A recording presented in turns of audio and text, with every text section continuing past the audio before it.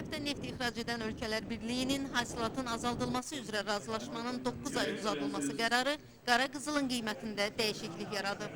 İnvestorların hasilatın daha çox məhdudlaşdırılması gözləntiləri neftin ucuzlaşmasına səbəb olub. Analitiklər isə qiymətlərin yenidən yüksələcəyi qənaətindədir. Avropan Brent markalı neftin bir barel qiyməti son 3 həftə ərzində 17%-dən çox bahalaşmasından sonra cümə axşamı OPEC-in toplantısından sonra qismən geri çəkilməyə başladı. Hal-hazırda 51 dollar ətrafında ticarət olunan Brent markalı neftinin bir barel qiyməti 50 dollardan çox ucuzlaşması gözlənilmir və 50 dolların üzərində möhkəmləməyə davam edərsə, gələcək günlər ərzində 55-57 dollar kimi də bahalaşa bilər.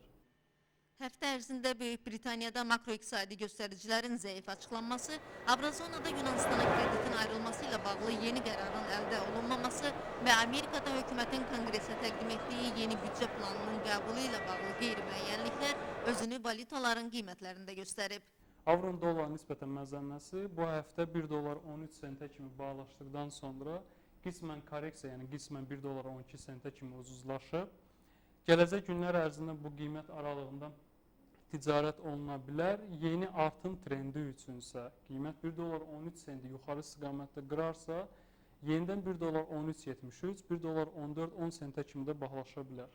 Siyasi və iqtisadi qeyri-müəyyənliklər qızıla olan tələbi yüksək saxlamaqda davam edir. Qızılın unsiyası 1265 dollar üzərində möhkəmlənərsə, 1277 dollara kimi də bahalaşa bilər.